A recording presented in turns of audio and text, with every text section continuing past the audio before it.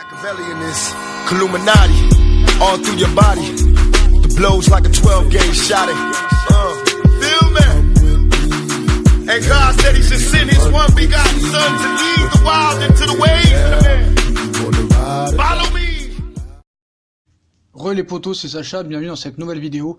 Donc l'attaquant français du Barça ne veut pas être inclus comme monnaie d'échange dans le transfert de Neymar. Tuchel va tenter de convaincre Dembélé, et bien sûr. Donc on peut reprocher beaucoup de choses à Ousmane Dembélé et son club ne s'en prive pas, mais certainement pas de manquer de cohérence dans sa façon de guider sa carrière. Depuis le début de la préparation estivale, le champion du monde 2018, 22 ans, a fait savoir qu'il souhaitait réussir une saison pleine avec le Barça et s'inscrire dans la durée avec le club catalan. Et depuis que son nom est apparu comme monnaie d'échange dans le transfert de Neymar vers le FC Barcelone, ce dernier n'a pas dérogé sur sa ligne de conduite. Le natif d'Évreux, actuellement blessé à la cuisse, n'entend pas être inclus dans un deal qui ne le concerne pas, même si ses dirigeants envisagent sérieusement cette option. L'ancien Rennais ne voit pas plus pourquoi il quitterait les Blaugrana, une équipe et un club plus coté que le PSG sur la scène européenne. Par deux fois le 20 août et encore ce mercredi, son agent Moussa Sissoko est venu clarifier les choses et rappeler la position de son joueur. Peu conciliant, hein, il l'a dit, Ousmane reste à 100% à Barcelone, aucune chance qu'il parte. Il veut et va s'imposer à Barcelone, a martelé le conseiller de l'attaquant à Téléfoot en écho à ce qu'il avait déjà clarifié il y a 8 jours. La semaine dernière, il avait ainsi rappelé que Dembélé avait repris l'entraînement une semaine avant ses partenaires pour mettre toutes les chances de son côté. Malheureusement, ça a joué en à ses faveurs, hein, et il a été blessé, et il sera absent 5 semaines. Donc les dirigeants catalans vont maintenant devoir faire preuve de beaucoup de persuasion pour convaincre un joueur peu connu pour ses aptitudes à la conciliation.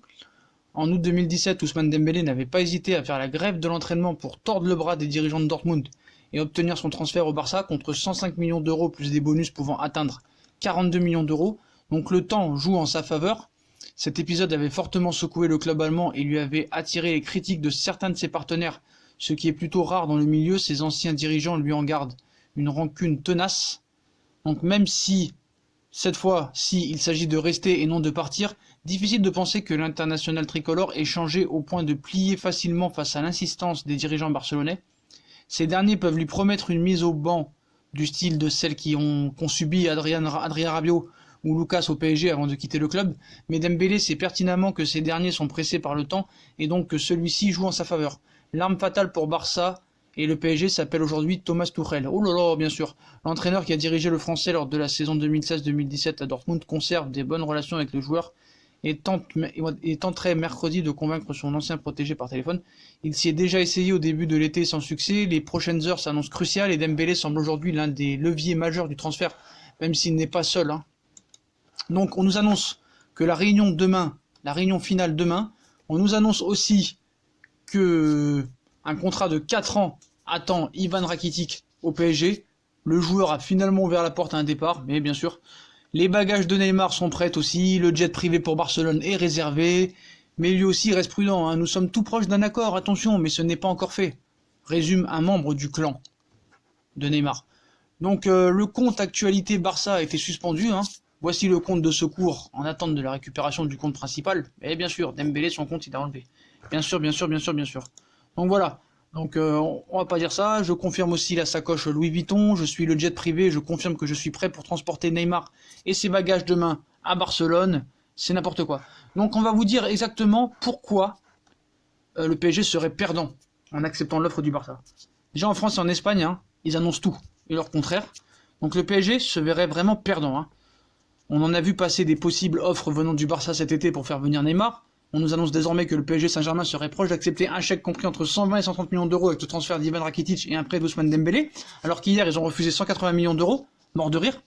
Donc comparé à d'autres offres qui avaient récemment fuité, celle-ci semble être l'une des moins intéressantes pour Paris, qui est en position de force, en estimant la valeur du Croate à environ 35 millions d'euros, lui qui va fêter ses 32 ans en mars, et en attendant les possibles détails du prêt de Dembélé, cette offre paraît tout de même bien loin du prix réel de Neymar, à se demander presque si Paris ne passerait pas pour un club qui se couche un peu trop facilement en validant un tel deal, à croire même que l'état-major avec Leonardo en tête serait en train de paniquer, n'importe quoi. Rakitic a perdu de sa superbe, je suis désolé, comme beaucoup sur la planète foot, il sort d'une saison globalement moyenne après une Coupe du Monde où il avait atteint la finale avec la Croatie, mais un constat s'impose. Depuis 2 ans, Ivan Rakitic n'est plus au même niveau que celui qui avait, par exemple, soulevé la Ligue des Champions avec le Barça en 2015. Je suis désolé, il n'est plus aussi influent ni aussi efficace que lors des 2 premiers exercices en Catalogne.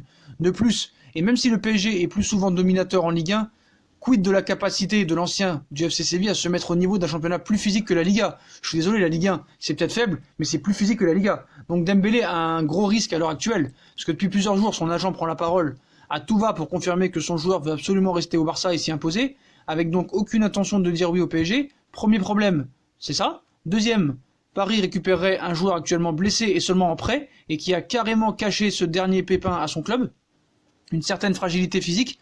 Donc l'international français n'en étant pas à sa première blessure en Catalogne. De plus, et c'est sûrement le point le plus important, le mariage Paris-Dembélé est-il vraiment réaliste? Le club champion de France en titre n'a pas vraiment besoin d'un joueur qui peine à convaincre au très haut niveau et qui a surtout toutes les peines du monde à trouver une véritable rigueur dans sa jeune carrière. Se retrouver à Paris, pas très loin de son heure natale pour se concentrer uniquement sur sa carrière, serait-il vraiment une bonne option? Enfin, imaginez un seul instant que Dembélé fasse une saison pleine au Parc. L'été prochain, le Barça récupérait un joueur qui aurait enfin fait le plein de confiance. Il pourrait aussi compter sur lui ou mieux le vendre à un prix intéressant. Et Paris dans tout ça, alors ils auraient perdu Neymar, ils auraient perdu Dembélé. Pas vraiment corrélation avec les derniers engagements des dirigeants. Je veux des joueurs prêts à tout donner pour défendre l'honneur du maillot et à s'inscrire dans le projet du club. La priorité désormais est l'adhésion totale à notre projet. Les paroles, on s'en rappelle, de Nasser dans une interview à France Football qui avait fait beaucoup parler en juin dernier. Le boss parisien avait ajouté à une question concernant les facteurs d'un mercato d'été réussi pour le PSG, réussir à attirer chez nous des joueurs avec une mentalité exemplaire, entre un Ivan Rakitic qui n'a, semble-t-il, jamais véritablement été emballé à l'idée d'être échangé, et un Ousmane Dembélé qui fait pour le moment des pieds et des mains pour rester en Catalogne, le discours et les faits ne sont pas vraiment sur la même ligne. Je suis désolé. Donc trop tard pour un tel deal. Certes, Neymar n'a toujours pas foulé les pelouses avec le Paris Saint-Germain en 2019 et 2020, mais effectuer une telle transaction avec une telle perte, tout en ajoutant Rakitic, voire Dembélé, et peut-être une autre recrue, Dybala ou une autre, serait-ce vraiment adapté à cette période de l'année? Moi je pense pas. Nous sommes dans la dernière semaine du marché des transferts, avec toujours un peu de panique sur les bons, mauvais choix qu'il faut effectuer rapidement. Donc question timing là, il est trop tard. Paris pourra pas s'en relever, c'est impossible. Donc on peut nous dire Neymar est très proche du Barça, on peut nous dire dernière réunion, on peut nous dire que les bagages de Neymar sont prêts, on peut nous dire des hypothèses sur un troisième joueur éventuel, pas d'informations. Le journal pense que Arthur Vidal plaît au club, mais ce n'est pas une information. Donc voilà, c'est pour moi fake. Donc demain Bartomeu va arriver, il va essayer de négocier. Voilà, donc les bagages de Neymar sont prêts, hein. Le jet privé pour Barcelone est réservé. Voilà, tout est réservé, hein, les potos. Donc on reviendra vers vous si on a d'autres infos par rapport à ça. Puis voilà, comme d'habitude, hein, si on a kiffé la vidéo, on like, on partage, on s'abonne.